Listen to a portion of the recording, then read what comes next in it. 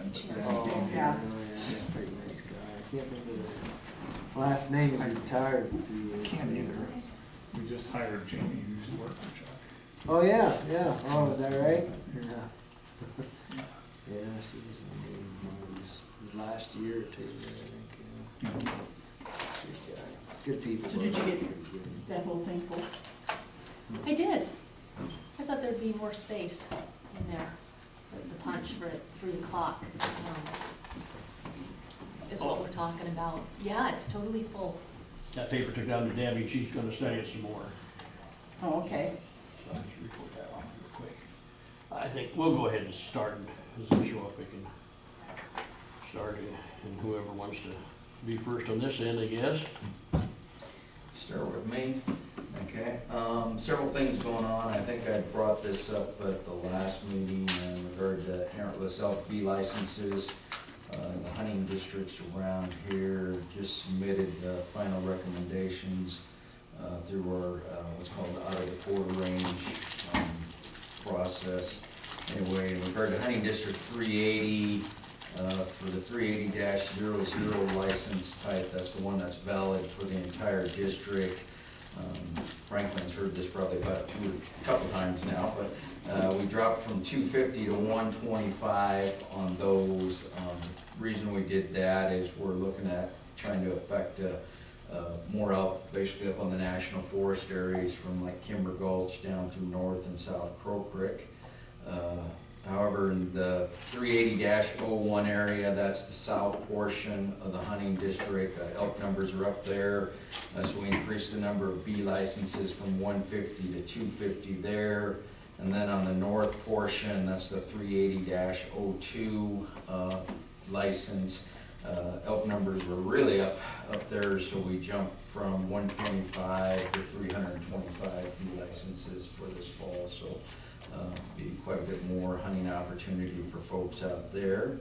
In regard to hunting district 391 over in the Big Belts, we jumped or recommended an increase from 300 to 475 bee licenses. Elk numbers are up there quite a bit. There are some private land access concerns, which obviously limit the number of licenses. We want to point out just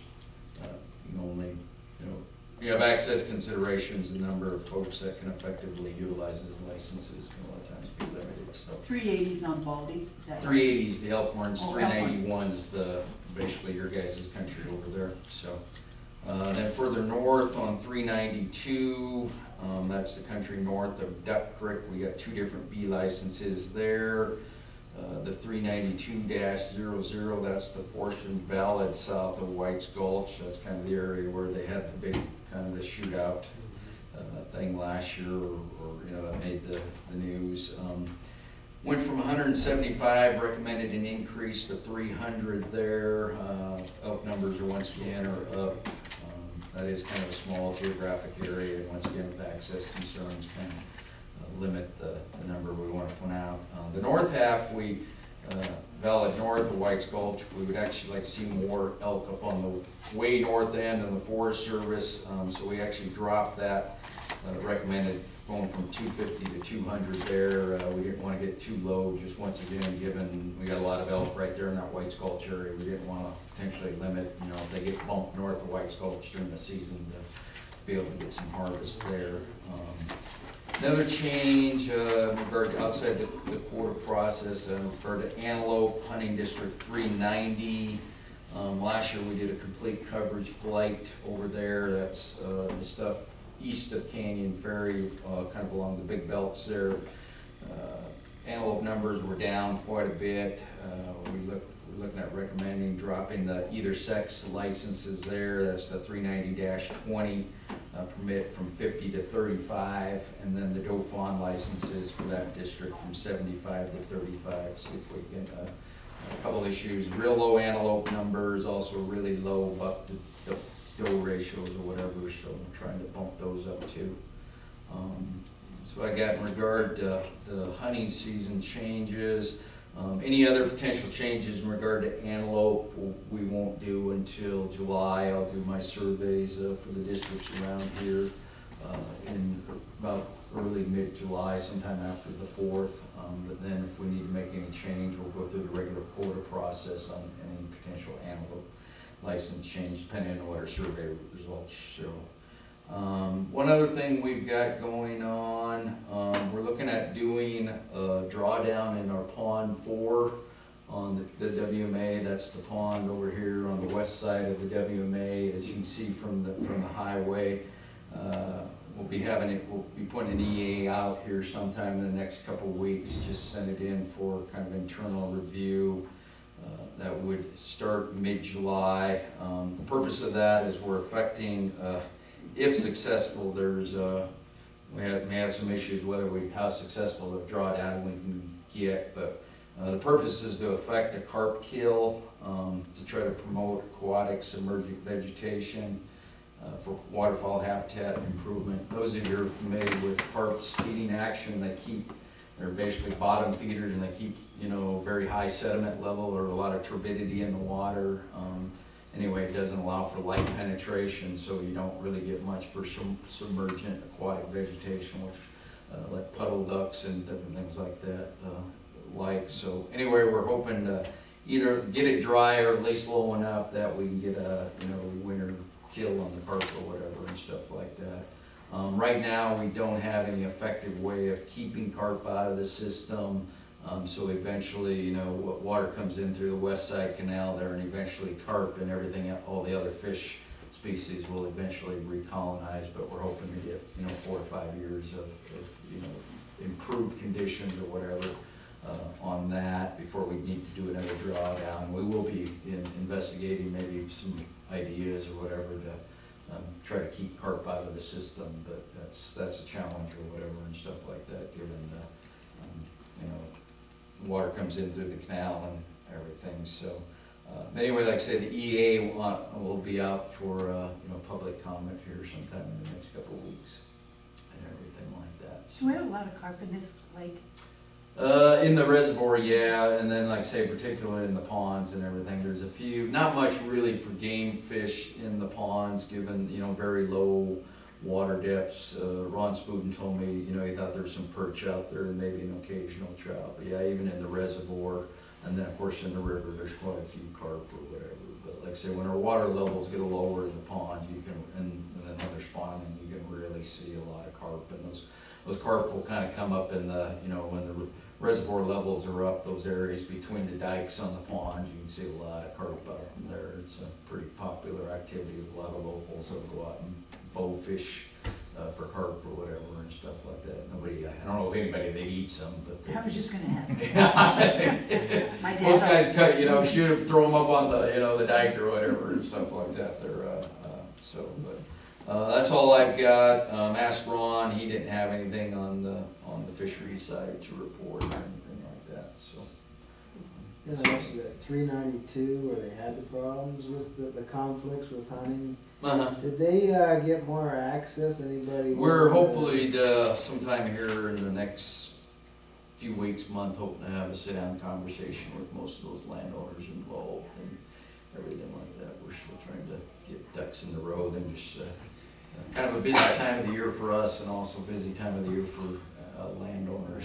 Even trying to get a hold of landowners this time of the year can somewhat be challenging, especially anybody that's got everybody's farm, doing the farming and starting to move cows here or there and stuff like that. So, but yeah, we're hoping that that'll tie into that or whatever to try to address that situation. Did the legislature do anything about that, what took place? They passed, and I do know Representative Flynn had a bill in regard to hunting from a vehicle and, chasing animals with a vehicle. That bill was passed. I've never read the bill, and a lot of times what the final, sometimes the final version differs from what was initially proposed, but you can go online to, the legislative website and pull that up. But as far as I'm aware, the bill was passed and was signed by the governor. I just don't know what was all included in that or anything like that. But that was kind of related to that sort of situation and everything like that. So. Thank you. All right, guess I'm next. Reclamation, we've got 1,000 acres around Canyon Ferry Reservoir that's dedicated to for recreation.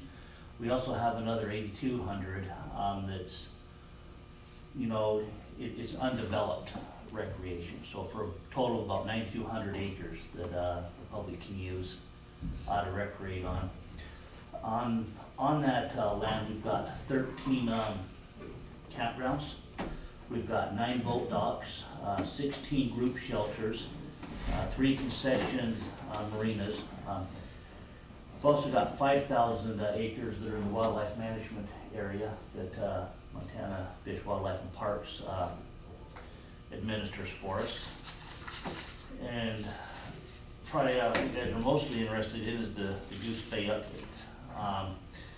And the Goose Bay area has 66 acres there that we're working on, and currently Helena Sand and Gravel's out there. They got awarded a $6.9 million contract to modify that facility for us, and what the new campground is going to have is 93 campsites. 47 of those campsites will have water, sewer, and power. 27 of those will only have power, and then we have 19 campsites without utilities, and that's the west end of the campground. Also out there is going to be a store with 2 shower toilet facilities, an RV dump station, potable water filling stations, and day use areas with shelters are also being built out there at this time. These shelters will be interspersed throughout the campground. We also have an access ramp that's being built for ADA compliance. Hopefully I got that acronym right. We're going to plant approximately 150 trees out there as well. So future generations or visitors will have a little bit more shade out there. What is this whole project gonna cost? Hopefully 6.9, but you know, realistically, you know, they're on schedule for the most part. They're pretty close to being on schedule where they need to be. I haven't heard recently of the costs where we're sitting. I think we're doing pretty good though. No news is good news scenario. So, you know, I've got a roof on my warehouse right now that's leaking like a sieve, and I hear about it every week. What's the scheduled completion date on that, or The- time frame? The west campground will be ready for use July 1st. That's our target date. Looks like we're on target for that. We expect to have it all done by the end of the year. So most likely December to have everything done. We're gonna, and you know, we've talked with Broadwater County about a concessions contract. So I don't know where that's gone since our last meeting. I don't know if you've been talking with the area office or not, or they've been talking with you. So, you know, that's kind of the scope of it is things are moving along as planned. We hope to have a concessions agreement by next year so that people can go up there and recreate. So as part of this, we had a Klamath Ferry working group meeting here a few weeks ago where the public was invited to come and you know, talk with reclamation. One of the concerns that popped up there is apparently in the part of the NEPA process, I think it was the EA part of it. It mentioned that reclamation was going to provide the boat docks. Well, that got changed. Reclamation is not going to provide the boat docks out there. That's going to be the concessionaire that provides the boat docks.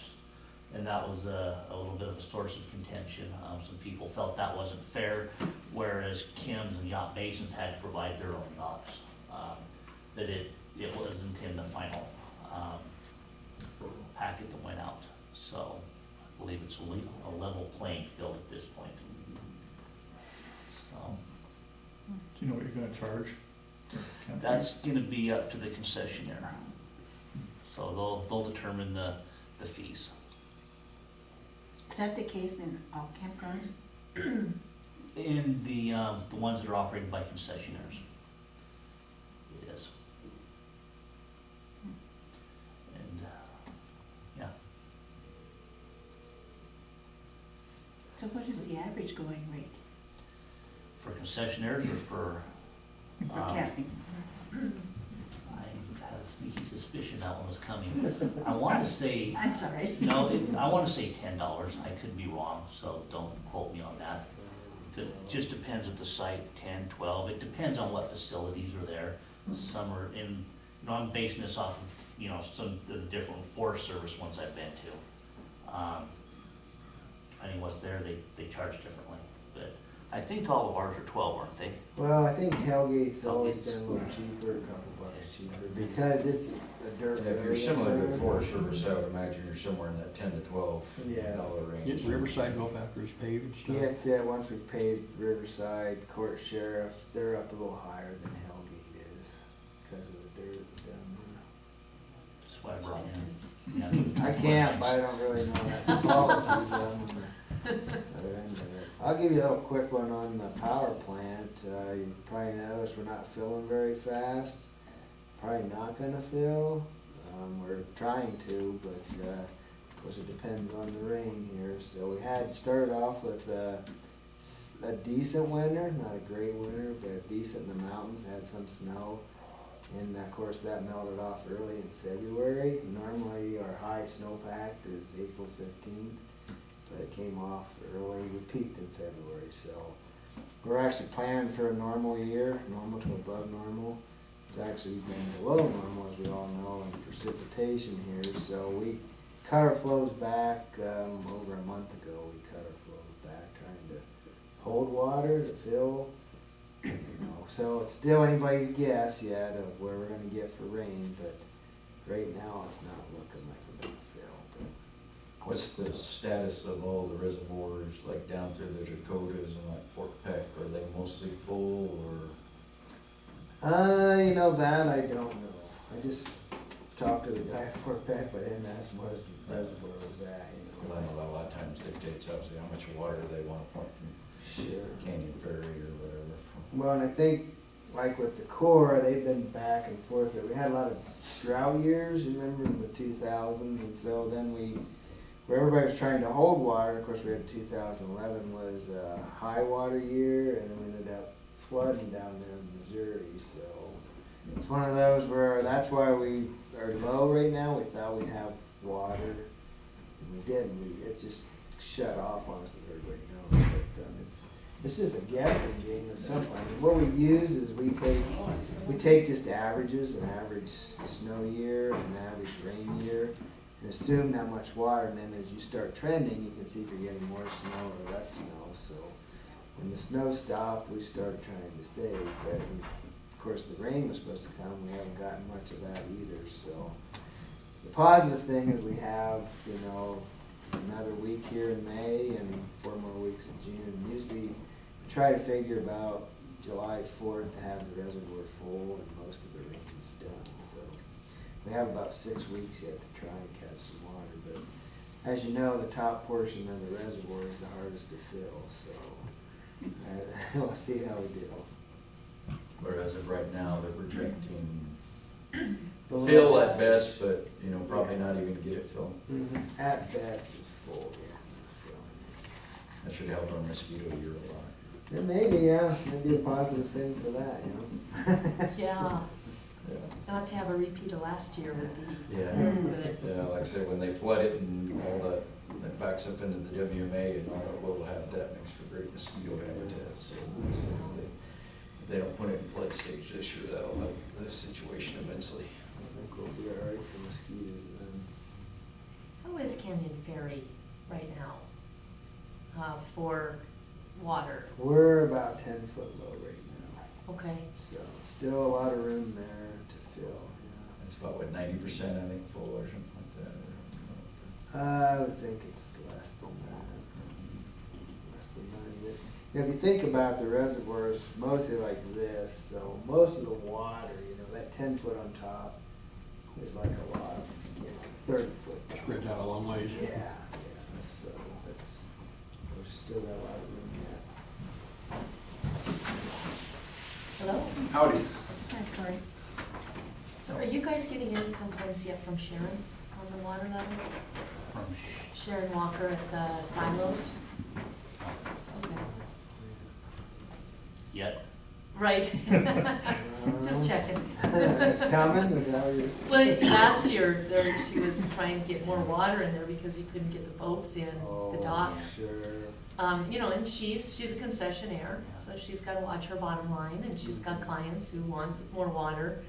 Mhm. You guys each have your plans, that don't necessarily jive with hers, so. I heard a little bit from Greg Axman, at that, working group meeting that I'd like a little bit fuller, but, no, it's coming up. Most likely, probably not gonna fill the reservoir this year, but, you know, it's just, I hate to pass the buck on to Mother Nature, but, It is what it where is. Where we're at, so. Yeah. That's where the buck Okay. stops. Right. Yeah. That's all I've got. Okay. Well, I'm just glad we didn't have to send drought letters yet this year. We have in the past, or grazing permittees, so knock on wood, hope that continues. For BLM, I've got a couple points here. First off, about weeds. In the Butte Field office, we're gonna spend almost $129,000 on weed control. $69,000 of that goes to the counties through assistance agreements, and the rest we'll spend directly on the ground.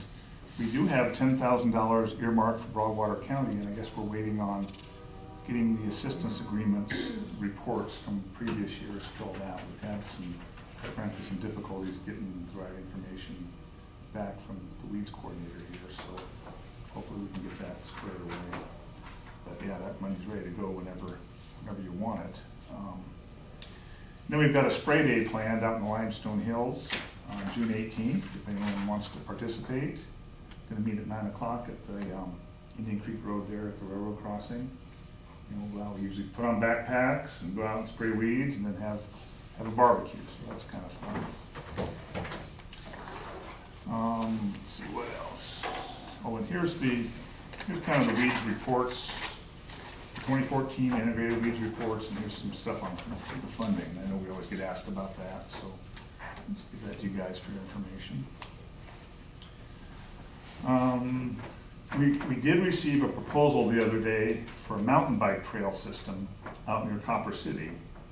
And as you know, that's, a lot of folks go out there and recreationally shoot, and I'm sure there'd be some conflict with the mountain bike trail and shooters, or maybe not, and maybe it'd work itself out, but probably not. But we're gonna be looking at that in an upcoming environmental review. And it's a bit of a concern. There's also concern out there, we get a lot of dumping. I guess, I'm not sure what it is, but folks that go out there to shoot, some of them, just some of them, can't seem to go to shoot without, having an old washing machine to shoot at, or a TV or something, and so we're gonna put a lot of trash out there. So we're gonna do a big cleanup effort out there anyway, and try to get some of that cleaned up. We've had some complaints from the grazing permittee about all the shooting and, partying and stuff that goes on out there, so it's kind of an ongoing issue. And you may have heard about the mountain bike trail proposed down on Revenue Flats in Madison County. That public meeting, they had like 150 people there, and it was pretty contentious. So we're getting a lot of proposals for mountain bike trails from groups out of Bozeman, and it is not without its own controversy. So that's going on. And I know I've said this before, but we're going to try to get the Iron Mask final decision out really soon on the Iron Mask planning area, just over here to the west. We're looking at still putting a trailhead system there at White Horse Lane where it crosses the tracks. I do have some concern about that railroad crossing, and I don't know if you guys can help us out with that or what. I think last time I was out there wasn't even a stop sign there. And so if we're gonna put in that trailhead, we got some public safety concerns to deal with along the way. I believe that that's a county road just up to the tracks, is that correct? Or maybe you don't know offhand. It is a county road that's unclaimed as a county road. So there's some controversy. It's historically a county road that that's been an issue Okay. for past commissions. We've worked with some people, but they haven't brought it up to this commission, so it's certainly one of those that we can work on. Okay. And we have a really good relationship with MRL, so I would think that there's a lot we can do together to address the safety issue. That'd be great, because I hate to put a lot of money into a trailhead if the crossing's not safe. Absolutely, yeah. Did you see that's on White Horse? Yeah. So, that's where you guys decided was because I know one of the proposals was to take the road further in, you guys chose not to do that. You're gonna put the trailhead at the railroad. Well, the proposal was to either put one right there at the, close to the railroad tracks, or put a second one, put two of them, one there and one about a mile and a half further in. Okay. And I can tell you where I'm leaning right now, is to just try one and see how that goes. So, that's the preferred alternative. So either way, we need to get that crossing addressed. I forgot they were originally talking about two. Yeah. We had a lot of comments both ways, to be honest. There's some advantages to putting just the one in when it comes to grazing management, because we're gonna make that forage reserve allotment out there too, and use that to help different ranchers. They can, rent that in the short term while we do habitat improvement projects, either on BLM or the forest land. And then finally, we've got our draft Missouri River Foothills travel plan out for comment here, hopefully within the next week. And that's that area kind of to the west of Canyon Ferry, Confederate Gulch and that. We've got some route designations in there.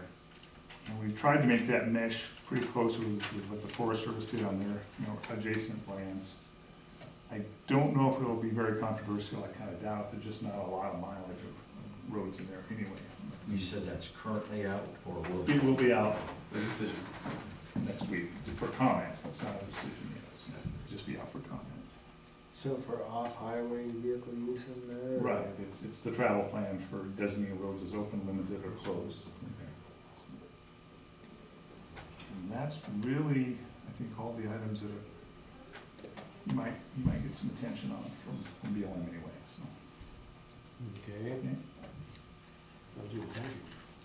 So the bikers are gonna have to arm themselves if they're down that chute? Or wear some sort of, ballistic cover and that. Okay, well, the question, Cory? Sorry I'm late, very late, especially when we have good representation for everybody. I know I've heard from Justin, but he had to go to Bozeman today, so Oh, he's not okay. gonna be here. I had something else come up that took longer than I wanted it to, so. I think, I don't know if we've met, I don't think you guys were at the last couple of runs, were you? Maybe you were. I'm Corey Llewellyn, I'm the district ranger in Townsend for the Forest Service, so. One's Bud and one's Ryan. Bud and All right, excellent. Saw it on the sign of the sheet. So I'll just run through things as quick as possible. A lot of it's kind of status quo. So Cabin Gulch Veg Project, we're looking at, they'll back up some more, but our gates are all open on the district now, May 15th, the ones that are supposed to be open. Gate date was on May 15th. We had a closure in effect for Cabin Gulch Veg Project. It's a real large vegetation timber project we have in the belts here. That was in effect on May 15th. That's also, the roads are pretty dry for the most part. I don't know about after this rain, but so as soon as things dry back out on top of the units, RY is gonna go back up there and start operation. They started hauling a couple weeks ago. They've hauled all the logs that they can. There's no deck of wood available anymore. They still have some units that need to be logged. They've been treated. And then I think I shared with you guys last time, but we had some volume subject to agreement that was still part of the original NEPA, but it just was logistically not right to put it in the original contract because it was a lot more, it wasn't as feasible to get it as some of the other volume. And ROI did come back with that purchase option, so that's great news. There's going to be more volume that's going to be treated. I think 4 or 5 million board feet back down in the ROI, so that's good news. We should have that contract signed sometime in the next couple of weeks. And if everything goes well, they, as an RY, the commercial side of it, will be completely done with that project at the end of this summer. I think that's their goal. And then We are gonna be up there, of course, the next 4 to 5 years anyways. We have a lot of fuel prescriptions. We did some pile burning last fall. We'll be doing some more pile burning this fall, but we have a lot of broadcast burning, conifer encroachment stuff with some of the sagebrush meadows in there. So our hotshot crew's up there as we speak, digging fire line around a bunch of the units we're gonna burn. We have a contractor that's gonna start with some of the slashing. Most of it's 6 inches in diameter or less kind of work, but we'll be up there quite a bit next 4 or 5 years. So anyways, you'll continue to see more truck traffic and that kind of stuff coming down through Liver Gulch and North Borkadee Creek. So that's that. I know we failed, I think, twice last summer to get out in the field to go look at this project because of Mother Nature. So we would love to have you guys back out. Anybody for that matter. Adam has been up there probably a couple times, I'd imagine, or Kevin, yeah. Yeah, I've been up there once or twice. You know, if you guys are interested, would you guys want to reschedule, try to get back up there sometime this summer? Yes.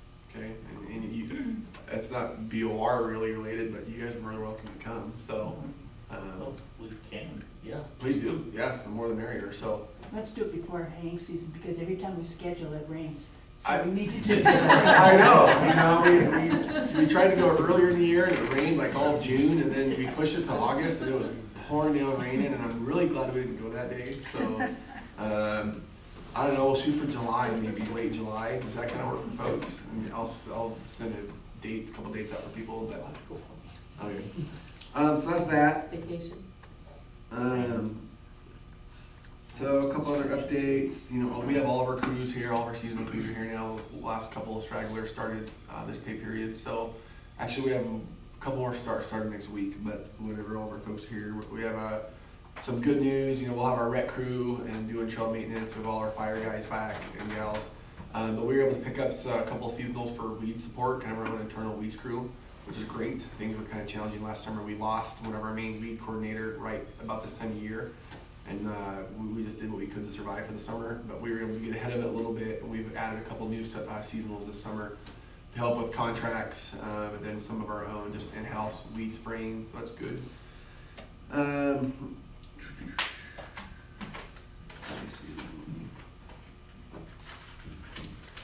So I guess it's just kind of a FYI really. We've had and maybe, you know, Scott probably is here, because I know our mineral folks are talking with your mineral folks, and we've had what appears to be just a really strong increase in mineral activities on the district.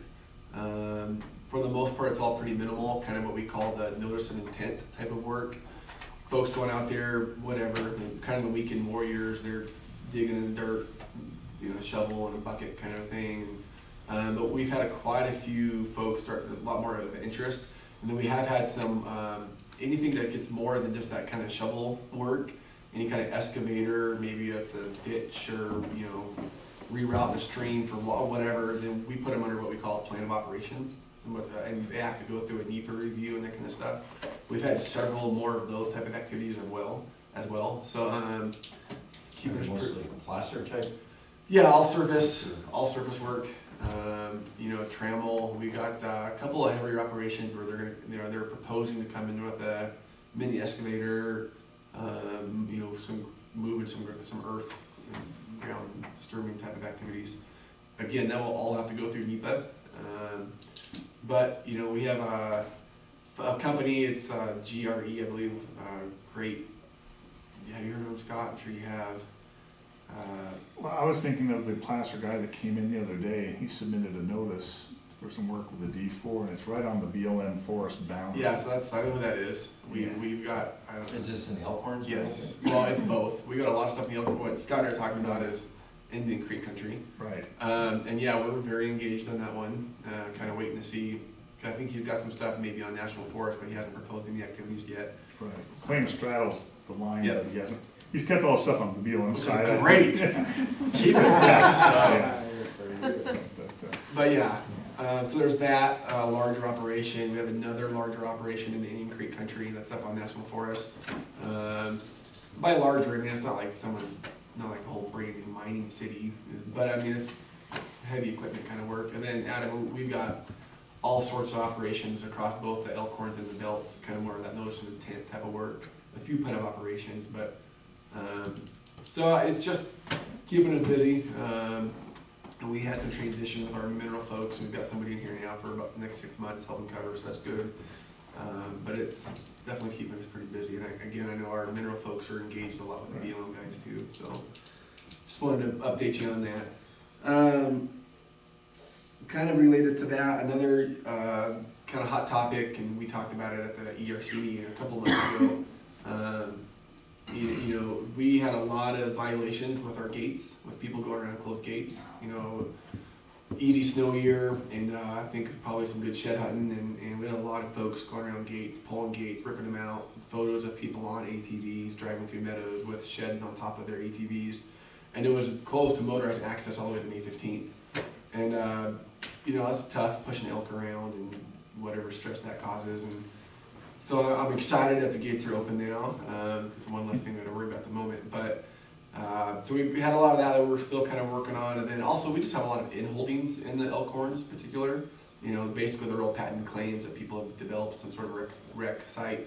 And so we're looking at how we provide access to those. In the past, it's been kind of more of a streamlined, what we call variance process. And we're gonna look at doing special use authorizations, which is probably really the best tool for those. And it's a change for folks, and it has a potential for some of those in-holders to maybe be a little disgruntled. Mostly, I think, just because it's a change. I mean, we still want to work with them on not giving them access, but depending on how things go, you guys could easily hear about that, because it has the potential to be a challenging, some conflict, I guess. So, kind of a heads up on that. Again, mostly Elkhorn related. Some else, but mostly Elkhorn. Let's see. So, update on the Crow Creek project that I know we've chatted about. We're looking at moving forward with a proposed action to do kind of large scale veg work. We had an IDT meeting last week, and you know, we're looking at doing either, you know, a variety of things, some conifer encroachment with some of our grassland and shrublands, some sagebrush that's getting over encroached, to going up into the upper part of the watershed that doesn't have any roads in it, and looking at doing some larger scale fire work. I mean, putting fire on the ground and letting fire do what it's supposed to, kind of thing. So we're just now kind of starting to put some units together and what that might look like. We're going to be really engaged with the Elkhorn Restoration Committee. They're the ones who have provided a restoration strategy for that watershed already, and so we're basing some of the veg work off of that. But I think we'll have a great opportunity for kind of a public collaborative process, which I think I chatted with you guys last time I was with you guys. If anything, try to schedule a couple field trips, get people out on the ground, what we're looking at, get thoughts as we move forward. I think we'll have our proposed action out for scoping probably the 1st of August, somewhere in there. So. Yeah, so it's a good. I think it'll be a very good project. We're excited about it. Adam, did you give him an update on the wildlife study in the Elkhorns? No. Really not much. I should mention the research folks are supposed to be working on an official progress report on the Elkhorns study. I'm not sure. That's all I was going to say. Supposed to be out or whatever and stuff like that. I imagine there might be some sort, might even be something in the newspaper or something when it comes out. I'm not sure. I'm kind of on the periphery of that since now that's underway. Yeah. You know way more about it than I do. That's all I was going to say. Is that there's a lot of elk study going on in the Elkhorns. That ERC and Forest Service and the state and a bunch of folks are helping put together. But that's all I really know. So. We finished our Crow Creek burns this last spring. We've been working on that project for, I don't know, 7 or 8, 9 years, trying to chip away on windows and opportunities, and we just finished our last unit about 2 weeks ago, so that's good news. We did not get to Weasel Creek, our pole country. We wanted to try to get there this spring, and the windows just weren't there, and so we're basically done with our burning for the spring, unless something really changes, but I just don't think that's going to happen. So the next smoke you see is probably not the smoke we want, but well, that's not true either. Fire's good at times. And then some good news on Jenkins Gulch. That's a land project we're working on up in the Elkhorns with Rocky Mountain Elk Foundation, and they put in a grant with the Canyon Ferry Trust. And as far as I understand, they have they agreed to support it in full funding. And I think they're gonna go out for a 30-day comment period. And so if everything continues to go well, we should be able to close on that property late summer. Nice. So we're really excited about that. It's a good chunk of ground. So, have you been to that property yet? I've been through it, yeah. Oh, what else? Update on our forest plan revision. I know we've chatted about this off and on. I just want to keep you guys posted. So our what we call the assessment is finished, and it's available online, and it's available. Folks are more than welcome to go on there and read it and provide comments. We're not going to revise it, but we are encouraging feedback, because basically the assessment is just kind of a snapshot of current conditions, and now we're moving into the need for change. So what are the things that need to be addressed?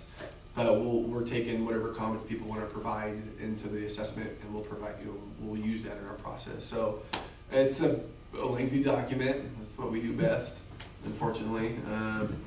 But the good news is that it's broke out specifically by geographic area, so you can go right to the Elkhorns and read just about the Elkhorns, and straight to the belts, read about the belts. Or if you just want to read about recreation, you can. So you should be able to find what you're looking for, and then forget the other 800 pages or whatever's in there. But And don't try to print it off unless you bought several reams of paper. it's a lengthy piece of lengthy document. So, but that's good. Things are moving forward. We have a good team working on that. A good group of folks that are dedicated and trying to get. Usually forest plan revision is about a 4 to 6 year process. Sometimes a lot longer. And we're really shooting to have it done in 4 years. And we're doing it combined with the Helen and the Lewis and Clark National Forest. It'll just be one big forest plan. So things are progressing well so far. But there'll start being a lot more open houses, and so just stay tuned on that kind of stuff. I'll make sure you guys hear about it, but you'll probably hear about it before I do anyways. You should be getting special invitations or emails and that kind of stuff about it. And then, Limestone Hills, because BLM didn't deal with it anymore. I think you guys have we've been tracking this, but we're still pretty close to finalizing the fire suppression for that. We're going to provide fire suppression on that landscape up to a certain fire type. And we batted that thing back and forth now for several months, and I think it's in the Department of Defense's department. Good luck. Yeah, we've gone back and forth on a bunch of stuff on it, so we'll see what happens. But if all goes well, hopefully it'll be signed here in the next month.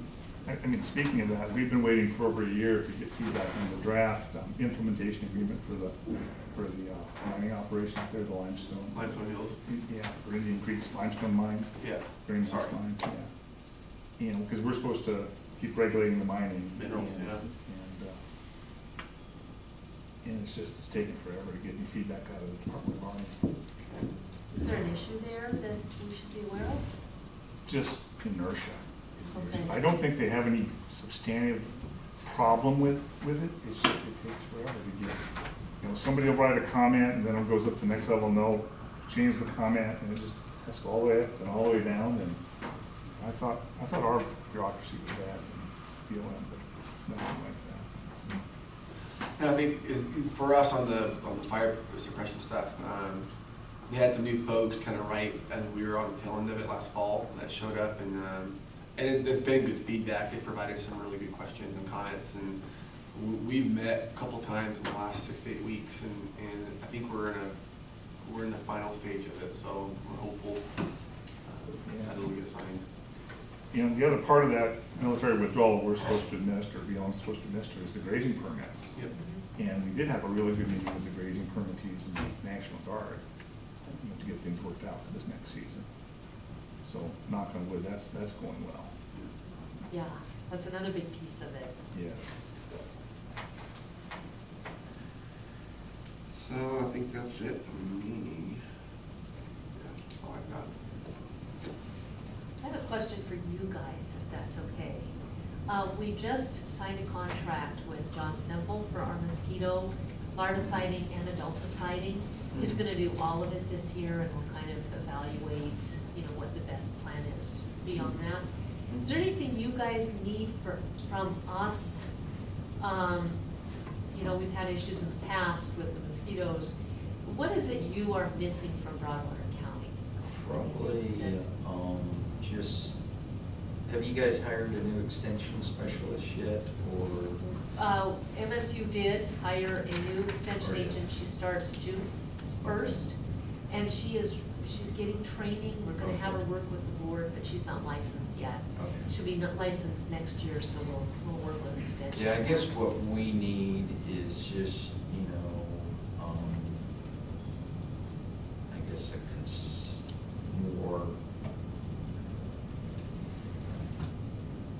more consistency in regard to getting the monitoring data, in regard to, you know, that they've got all their larval, you know, sample sites, that, you know, getting that data, and then when they actually do make the decision that, you know, they meet the criteria to fly, which is, you know, as long as they meet the criteria, you don't need approval from us or anything. I mean, the approvals are there in the written agreement as long as, you know, the requirements, or the amount of larvae, or the amount of, if the larvae counts basically meet the criteria to fly and spray or whatever, then like I said, we don't need any additional approval from us. We just appreciate a heads up in regard to when they're gonna fly, so we don't have guys out on the WMA and get a load of mosquito dropped on top of them or something like that. But and then just, you know, trying to get the bill to us in a timely manner, and also, you know, John's supposed to put like where he's spraying and the flight track, and like I say, just, you know, get that to us in a timely manner. And bill, a lot of times, you know, it's several months before we get that.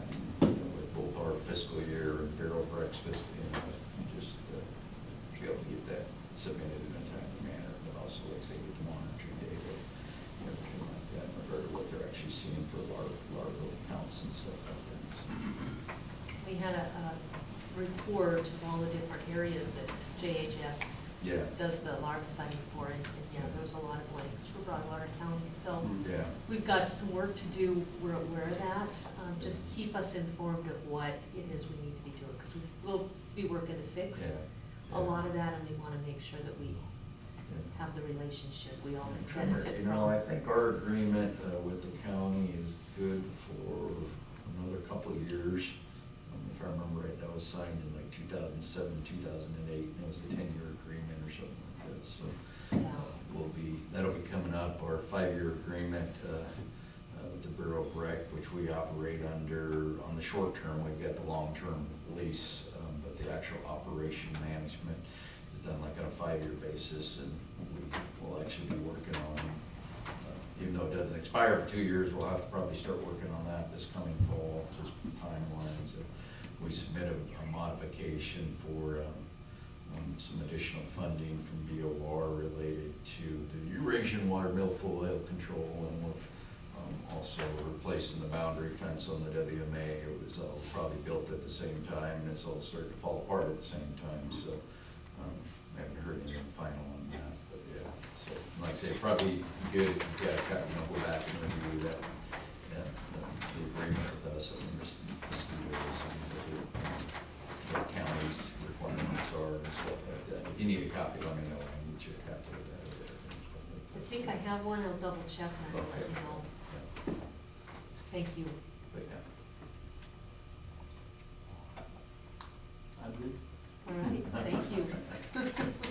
Yeah, it's pretty, they give us some, you know, we basically get the money from Bureau of Rec to pay for the mosquitoes and everything, like I said. Now, so next 5-year agreement, there's no discussion, depending on, you know, I imagine John's costs are going up, so we'll probably have to bump up that amount of money or something like that, potentially, that will cover that.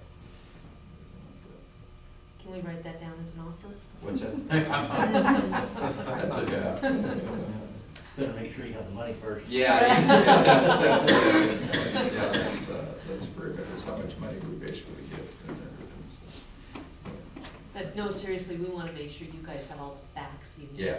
So And like I said, that's that's the the big thing, problem. is getting us the monitoring data for the larval counts, and then, like I say, the information when he actually does spray and where, and like I say, get us the bill and everything like that, so. And sometimes I know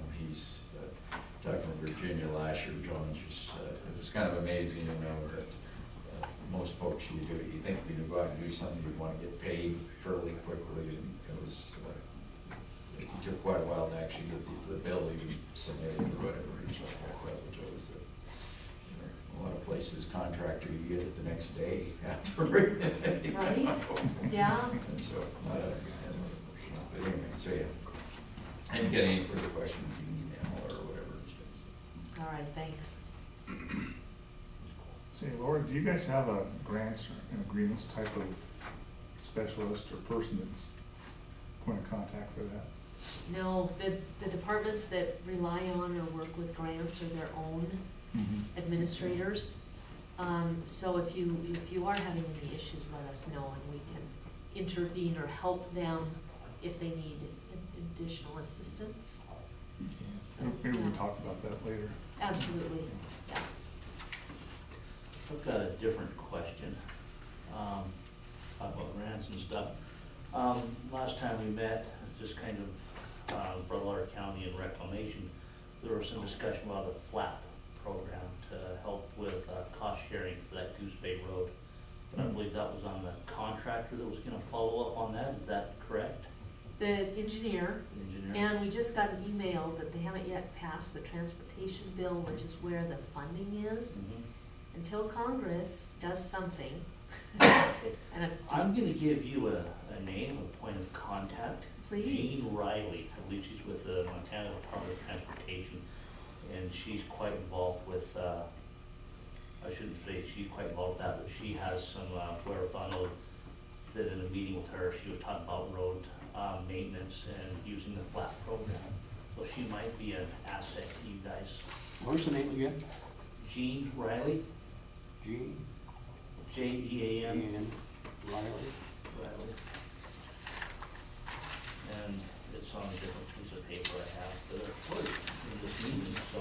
Oh, right here, Jean Riley, hope she doesn't mind this, 444-9456. We'll find out. yeah. Ryan gave us your number. Yeah, Bureau, right.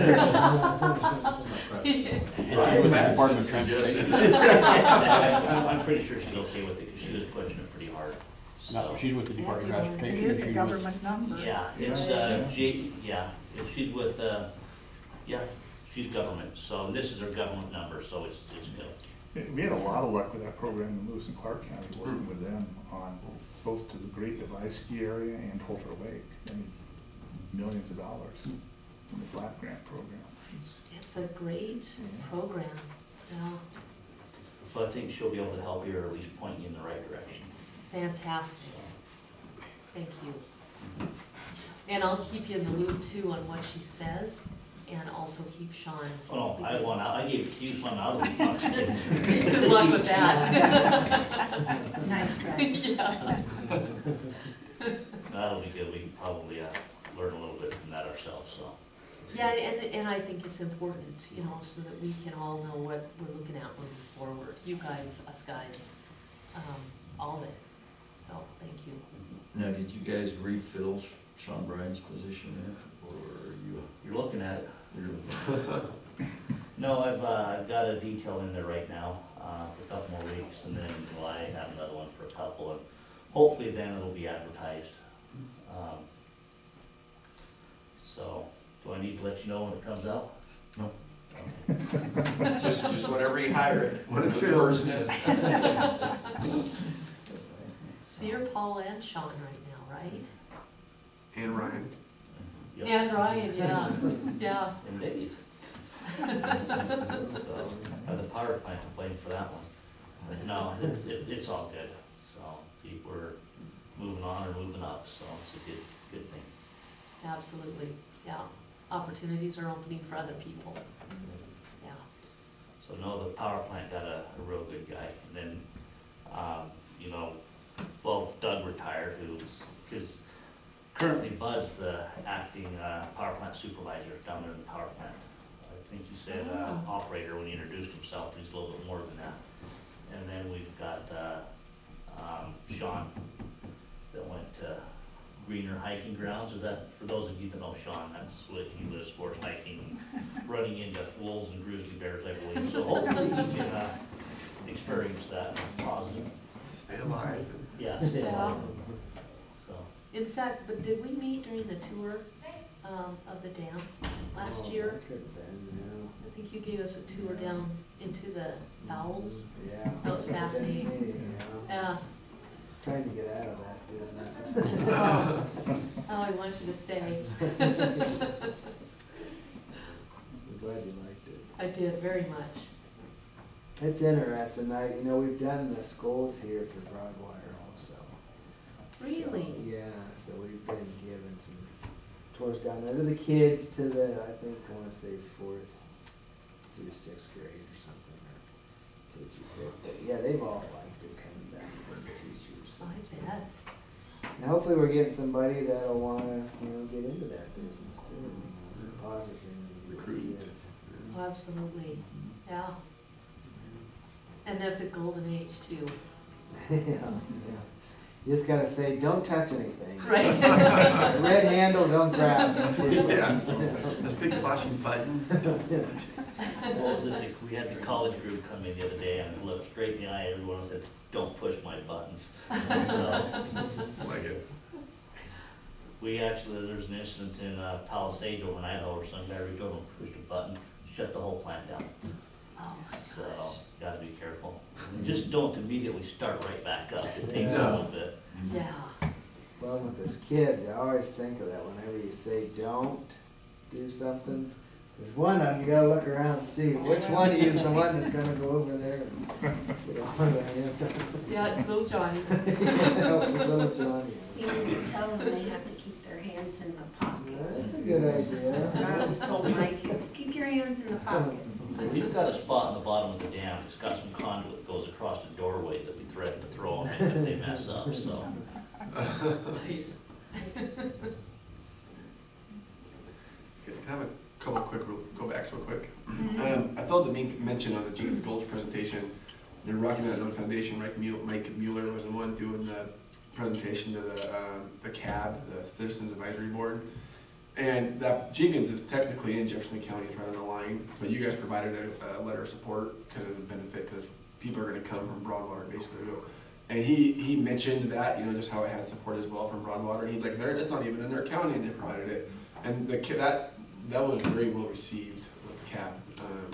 I think that definitely helped, just having all that support, so thank you guys for that. I don't know if you remember that or not, but you did provide a letter of support, so. Yes. And then, Phil mentioned, we're trying to get Skidway Campground open this weekend. So it should be open this Memorial Day. We have a site that we may have to close just because of a bunch of hazard trees, but it's only one out of like 30 or however many up there. And then on that note, the Deep Creek Day Use Area, that's right off Highway 12, that is open. And we did have to close 2 sites. Really bad hazard tree that we can't safely fall. Can't get a cutter under there. So we're gonna look at using dynamite and just blow it over. And Let me know when you do that. Yeah. We're gonna try to coordinate it with, MDT's got a bunch of blasting going on this summer anyway with Highway 12, and they're gonna close they'll have the highway closed, I'm sure you guys probably know that, on a couple different Saturdays here and there. So we're trying to just coordinate it all at once. That's the Deep Creek. Yeah. what they're doing. Yep, Highway 12 there, yep. So I wanted to mention that, and Phil mentioned it, so. Thank you. Anyways. Good enough. I gotta ask you, how do you guys open all the gates on the 15th and you call it Gate Day? Like, you got a bunch of summer help that come out? And Yeah. Most of them are already open, it sounds like. Yeah. We did. It was all hands on deck. I even helped myself open a couple of them. And, a lot of it's, we've got crews going out one way or another already. So say, hey, for this day, can you guys get these 8 gates? And I bet you we had, 7 or 8 folks helping open up gates. And unfortunately, some of them had already been opened, as in physically removed. So just disappointing. Have you guys thought about extending like jagged fences or anything around some of these gates, or cutting with a cat or something to? Yeah, a lot of them have some fence. Some of the access points that have been key issues for us, we have put those jack legs in there, or, you know, sometimes it's with some of our permittees, and so we just tie in the barbed wire fence right to the gate. In areas that, we haven't done that, yeah, if it becomes a problem, we'll definitely look at some of those options. So, I mean, unfortunately, like the one gate from, we opened them on the 15th, the BLM folks were up there on the 14th, up Indian Creek Country, and the gate was still intact, and, I'm sorry, they're there on the 13th. And so, I mean, someone just couldn't wait one more day, and, they put a tow strap or something, and they ripped the whole gate out of the, I mean, it wasn't them going around it, they literally just pulled it out of the ground, and then just left it there and drove up. And so yeah, it's a tough deal. Unfortunately, it's not unusual either. It's Yeah. happening, seems like more and more frequently. Mhm. Yeah, I live at Magpie there. Oh, okay. Right up Yeah. there in the summer, and like there's that little Hellgate Trail, is a motorbike trail, and of course you can drive to the top of it, you know, but you're not allowed to be on with a motorbike. But so I'm all the time dragging brush, trees. I mean, I spend a couple hours throwing logs in there, and you can tell somebody Well, just wraps thanks. a strap around it, Yep. pulls it out, and drives the truck down the road, you know, and it's like, well, I wonder if a jack leg fence or something would help, but maybe they just ripped They, that out. we had them torn out. Yeah. Probably would, yeah. Yeah. See, maybe it's slowed down, you know, some people are distressed, but some people you do wonder, they just ignorant, you know, Yeah. or they don't know, you know, I mean, if there's no, trees in there or anything, well, then there's no signs either, they've got them all pulled down. Most of the signs get removed. Mhm. Back Shut up. home, the farmers just flipped the harrows over. Stops them Yeah, real well, quick. You know, we're thinking wildlife cameras or something and catch a plate. Mhm. We And did take one or that. two of those to send a message. Yeah, that's what you think, you put that out, you know. I mean, We did that that's- on an old unit I worked on back in Oregon, and it worked. It got, cause usually it's people in the community, and the word got out, and it helped address that issue pretty quick. Mhm. But it still takes time and monitoring and Oh, yeah. camera.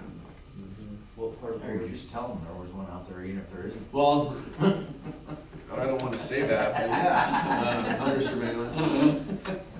I worked on the Willamette out of Springfield, Western Oregon. All right. Well, we're getting- Any questions or comments from you fellows out there to these people? Okay. Just listen, Okay. Here's your chance. Go ahead. I was just gonna say, we've had some vandalism on top of the dam up there too, so. We've had a At the couple dam? incidences, yeah, people shooting lights out, so. You caught one of them. Yeah, the one Good, kid, Good, he yeah. got my He's in a lot of mailboxes, trouble. yeah, ran my mailboxes over and then went down to the dam and shot the lights out. Of course, you know, we put the two together, I did, I guess, cause, when he knocked the mailboxes over, he knocked his front plate off. Oh. Bumper. That's always the best. Yeah, and then ironically, we do have a camera on top of the roadway. And ironically, 20 minutes later, we see him shoot the lights out, and I was like, that looks like the same truck that hit our mailboxes. So yeah, and of course we had his plates, so yeah, he confessed to both of them.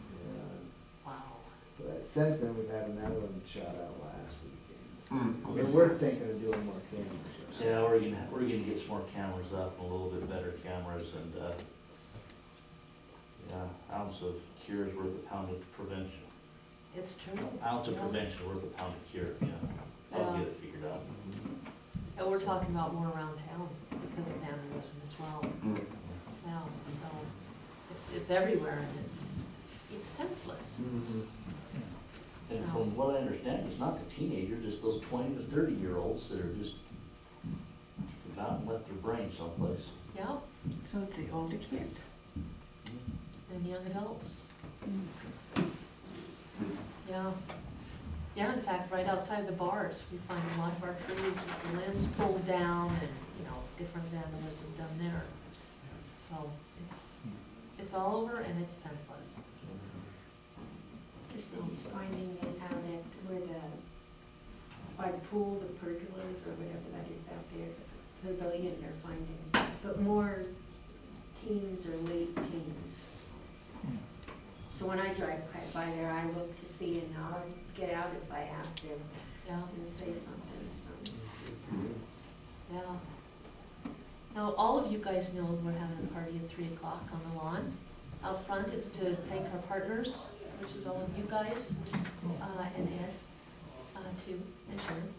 But we're gonna have cake. We have, our old, retired Justice of the Peace, Gary Olson, will introduce the Lieutenant Governor, who is a longtime volunteer, so we thought she'd be a good one. He's a Lion, she's a Rotarian, so it might be a little fisticuffs. But then we three bought cake, so you guys are more than welcome to stay and, yeah, share some refreshments and sugar. Yeah. Put some flour on our cases. Yeah, we should. All night baking. And that's at 3 o'clock, so we kind of tried to schedule this to accommodate that, and you guys traveling and that kind of thing. It's nice. So a lot of schools coming, gone through the dam this year? Just, we're trying not to announce that, I probably should have said that, we had a worker that lived down here, and, his wife was a student teaching here, so that's kinda how Townsend got back in. We've been trying to, we don't have a full-time staff or just tours, so I usually have to stop what I'm doing to do it, but we do like, trying to get as many as we can, so. I haven't had, we've got like some colleges coming through, Montana Tech, and Helena College of Technology, and the Joint Apprentice Committee for the electricians are coming through, but I haven't had the kids come through yet here this year, so. Well, and sometimes don't they do a camp and they spend a day or so? Yeah, they have in the past, yeah. And that's, I've only done the tour portion of it.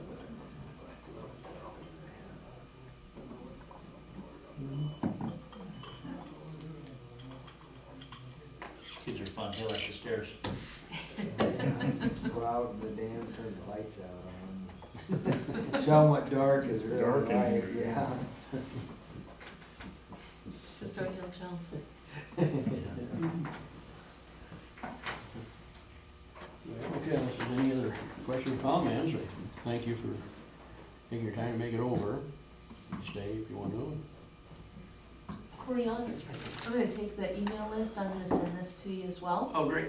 This was Ryan's idea so that we could all communicate a I little like bit it. more easily. Communication, of course. Yeah. Normally. Who doesn't Important, care? good. That sounds good. Wait. Again, sorry, I'm late. I'll say it'll never happen again, but I shouldn't promise that either. Never intentional. Never intentionally, there you go, like, stop. Check Neil. Yeah, Chuck Neal. Thanks, guys. Thanks, guys. Thank you. See you out in the grass. Yeah. We're That- good. that- Quite a bit there. Yeah, he was a great guy. Yeah. Always schedule them, Yeah. same day. Patrol around there for years, you know, 1,000 trips around that. All right. It's not in Butler. Well, we went to Hellgate. You know, so Mark and Hellgate both patrol that. Sure, yeah. Nice town. We don't too. Hey, I'm old, I can't remember, so I feel. No, we just I had a hired coworker, gal before he who's worked inside, his name John Wayne. Jamie Conklin. There you go. She had been You know, last some week. of them, Yeah, she was there a couple of years. And then I know, that's right. I think the gal just retired. Robin still. Yeah, yep. And the other gal, she All right. worked for Chuck, and she went on with the Nora, yeah, but she retired. She did, she retired, 2, maybe 3 years. Yeah, I run into her in Walmart here about last winter one time. And that's the first time I'd seen her since I had been out of patrol. Yeah, she is a great gal, yeah, really.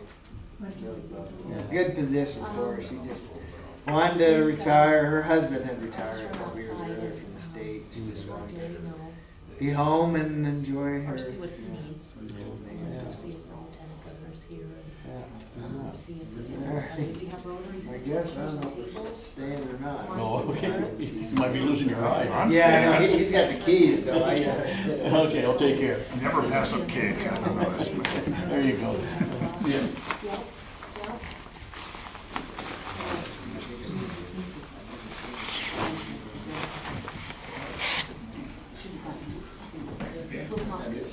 Thanks. Oh, yeah, yeah, darn it. I didn't do that either. Absolutely. Well, if there's nothing else, we'll, I think we do. we do. You might just let them know that we already signed that second half of the paperwork. That's why they're. Oh, here. okay, oh, that's right. Okay, the agreements with the state. Yeah. Yeah. They're signed, taken care of. Okay. Signed, sealed, and delivered. Not Signed. delivered yet. Signed and sealed, not delivered. I just want to, Mr. Chairman, I just want to fill you in. A couple weeks ago, I was here about the Homeland Security grants.